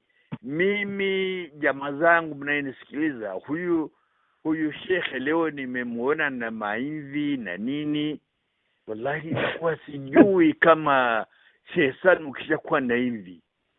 Alhamdulillah. Kijana ilikuwa nitaje kwamba ninamjua na wasie mjua nitawaeleza. Huyo kijana aliwika bado mdogo, akisomo cha Qur'ani akawa napendeza sana. Mmoja kwetu Buyenzi akawa na wika, na mpaka ujumbe kutoka Saudia wakaja kutafuta vijana kuandaa chai. Tukawaita wajumbe delegation.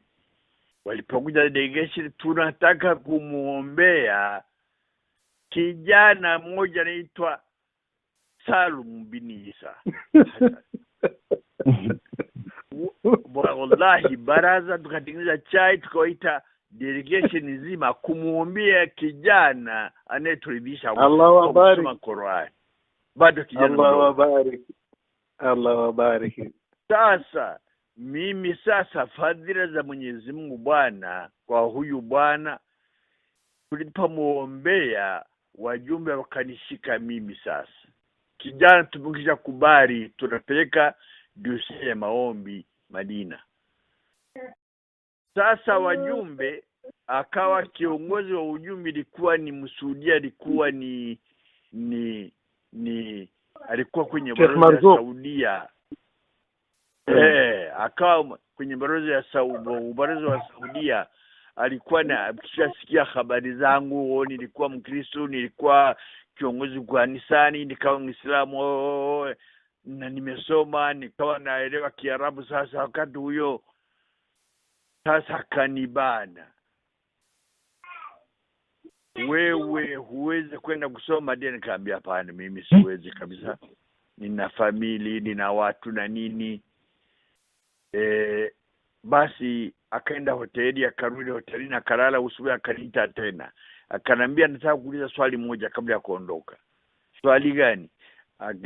Akanambia mimi nakuuliza, malakul mauti akija utamwambia pia kwamba nina familia kubwa, nina mama amenifuata kwenye Uislamu, watu wamenifuata kwenye Uislamu, sijui nini, utamwambia hivyo? Nikaambia bana, tafadhali shekhe, mimi niko tayari kwenda kusoma.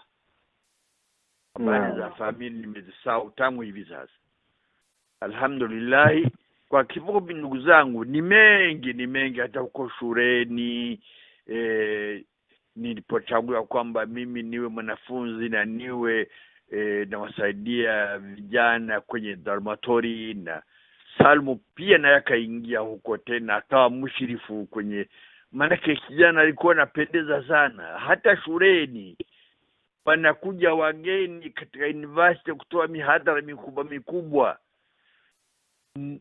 kijana wangu anachamka. Mimi nilikuwa nikimuona kwenye jukwaa kule anasoma Qur'ani, mwili unasimama kama vile nimekamatwa na umeme. Sasa mimi nafikisha hapa, mimi mambo ni mengi sana kwa huyu bwana. Mwenyezi Mungu amzidishe, na leo bado yana batangu kijana mdogo mpaka leo na hivi ameota hivi, sijui kama zinunua wapi. Basi anaendelea kuwa kwenye dini ya Mwenyezi Mungu. Mungu amjalie na sisi wote atujalie, na vijana walioanzisha jambo kama hili. Allahumma amin. Salumu, wallahi mjalieni nyinyi wote kwa jumla. Wassalamu alaykum wa rahmatullahi wa barakatuh. Amin. Amin. Amin. Fi dunya wal akhirah. Amin. Amin ya Rabbi. Amin.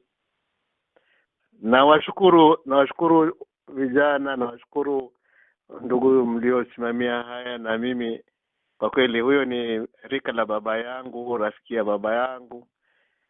Mengine sikuwa nayakumbuka, lakini kama mzazi ameyakumbuka.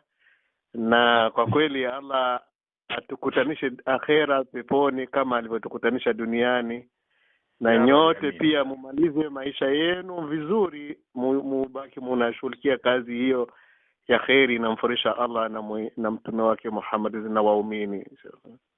Alhamdulillah. Amin. Amin. Alhamdulillah. Amin. Amin. Nashukuru sana shekhe na wazee wetu wawili ambao kwamba mmeweza kukutana na kutupa historia kidogo ya huko nyumbani. Ndio shekhe, naona nimepokea maswali mengine matatu, sijui kama muda unaruhusu ama na mimi niko nyumbani, kama tunaweza tukasaidiana ni khairi insha Allah taala. Inshallah, shukran. Naona swali lenyewe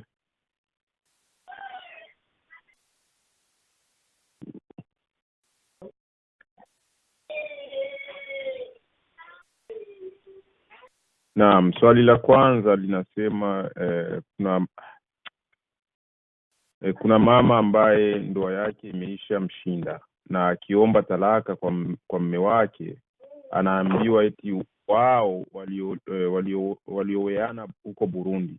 Kwa hiyo talaka lazima waende tena Burundi ndio wapeane talaka. Je, mama huyu tunamshaurije? Azidi tu kuteseka ama afanyeje? Ndio swali lake hili.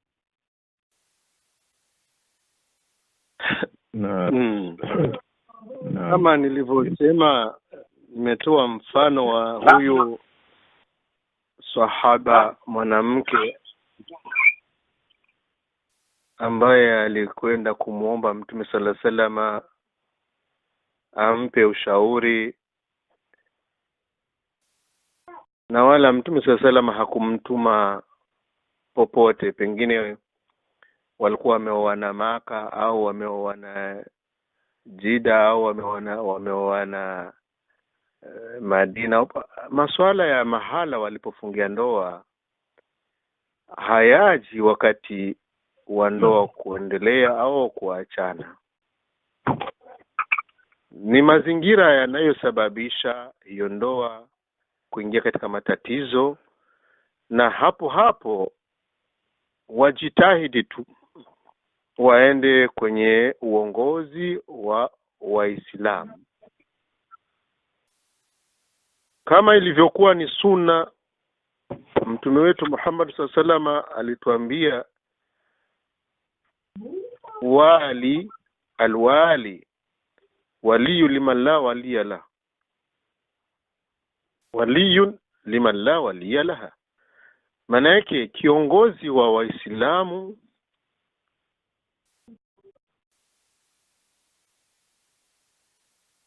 anakuwa anatawalia mwanamke akitaka kuolewa au misukosuko fulani kimtokea, badala ya walii wake, yeye ndo anakuwa mahala hapo. Kwa hiyo huyo mama, huyo dada akihisi kuwa ndoa imemshinda, baada ya kutafuta watu wenye hekima na busara na elimu na msimamo mzuri kama tulivyosema, wakashindwa, na yeye ana nia maskini ya Mungu ya kujenga ndoa yake, basi aende kwa kiongozi wa Waislamu wa mji ambamo anaishi yeye na huyo mume wake. Hao wataangalia hiyo hali na watampa talaka. Huyo bwana akipenda, huyo bwana sipendi, hiyo talaka inaswihi. Kwa sharti tu vile tumezungumza, arudishe mahari aliyopewa. Zawadi hairudiagi. Watu wengine wanachanga hali ya zawadi, wanachanga mahari. Mahari yanarudishwa wakati mwanamke ameamua kuleta kitendo cha kujivua ndoa, lakini zawadi hazirudi. Wanamume wengine wanakuwa ni wajinga au makatili, wanasema na vyangu nilivyokupa rudisha.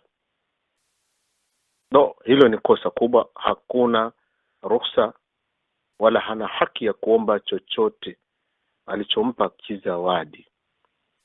Hiyo ndio fikra naweza nikampa dada yangu aende ashughulikiwe, halafu waweze kumsaidia katika matatizo yake hayo. Wallahu aalam.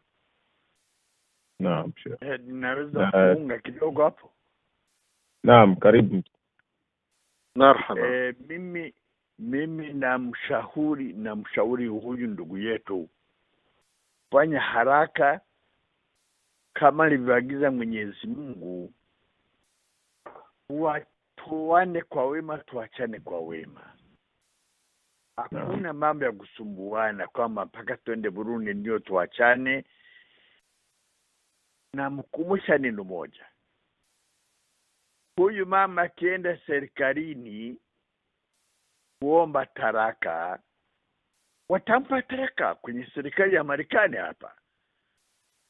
na kama watampa taraka, na sisi mashetu mwishamwambia jama ni khulu, huyu kama hakupende ni khulu, lakini kama mtaingia mahakamani tasamba taonekana kama ni mdhulumu, watampa taraka.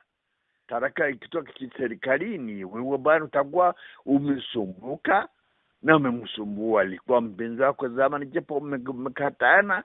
Sasa nasiha, acha legeza kamba, achia mbali kumsumbua mtu alikuwa mpenzi wako. Kumbuka mlivyokuwa mnapendana wakati unamtafuta, unakaa wakati ukimpenda ni mchumba wako, unaona kama hakuna mwanamke kama yeye. Sasa leo kama ataomba muachane bwana, legeza kamba bwana, usije ukaonekana kwamba umefanya mambo nyima taraka, umsumbua, halafu kwenda serikalini makafiri ndiyo sasa watoe taraka. Manake hapa itakuwa ni lazima mtasamba Kiislamu. Mjasami kaonekana bwana na makosa, wala bibi hana haki ya kujikhului, ni imamu fashenika. Lakini kama atakuwa bwana hana makosa, bibi ndiye amemchukia, takwenda kwenye ile hadithi ya ule dada alikwenda kumwambia Mtume, sasa kueleza aibu za mume wangu, lakini simpende. Akaambia ataomba shamba. Akaambia hata zaidi ya shamba nitaomba. Akasema para usimpe zaidi, mpe tu shamba lilo. Sasa tusumbuane jamani, na mnaswihi huyu kaka yetu arejeze kamba, atoe taraka, amwache mke akatafute mume mwingine, anaweza kupata mume mwingine. Naam. Wa alaikum salam wa barakatuh. Shukran. Naona swali la kupatia ni kwamba nimekwisha jibiwa kwa usia huyo wa mashaka zangu wote wawili. Swali kwa talisoma tu. Ndugu muulizaji alikuwa anaulizia ikiwa mwanamke kisha mrudishia mwanamume yule mahari yake ili ajivue uke, lakini mwanamume yule akakataa kuandika talaka kwa kuhofia laana za kuandika talaka. Naona suala hilo ndio hivyo limejibiwa. Huyo mwanamume kisha muhusia, yeye anawajibika kuandika talaka hiyo. Nitakwenda kwenye swala la kufuatia.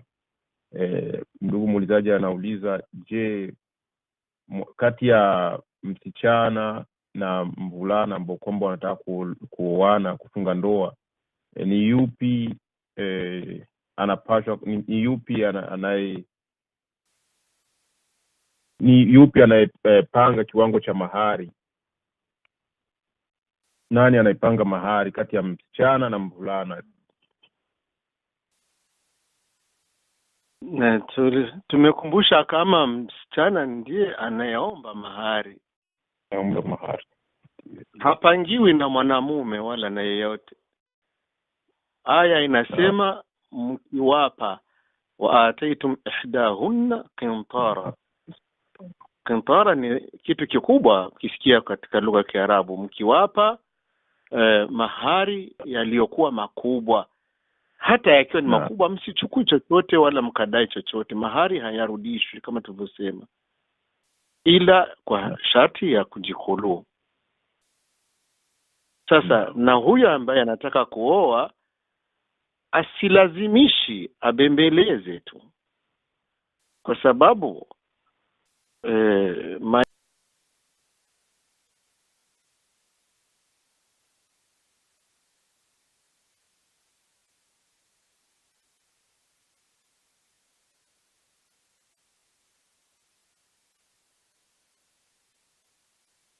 na ndugu zangu 80, naona simu ya Sheikh imetoka kwenye line.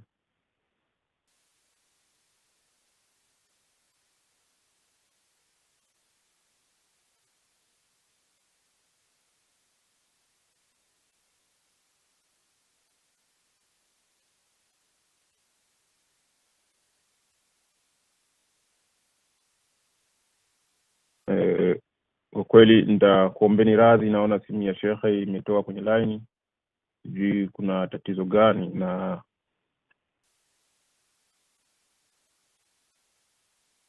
labda ni mkaribishe shekhe wangu, mzee wangu Sheikh Isa Isesa aweze kutumalizia kikao chetu hichi cha leo. Na kwa wale ambao kwamba walikuwa na masuala ambayo labda swali lilikuwa halijajibiwa, nitawataka radhi. Kwa leo tumalizie hapa kwa sababu imekwisha kuwa muda wa saa 2 tuko kwenye line. Karibu Sheikh Isa. يا الله يا أكرم الأكرمين يا رب العالمين يا حي يا قيوم اللهم اغفر لنا وارحمنا اللهم تب علينا إنك أنت التواب الرحيم اللهم اغفر للمسلمين والمسلمات المؤمنين والمؤمنات الأحياء منهم والأموات يا رب العالمين اللهم اكرمنا بالإيمان الصادق والعمل الصالح يا رب العالمين سبحان ربك رب العزة عما يصفون وسلام على المرسلين والحمد لله رب العالمين.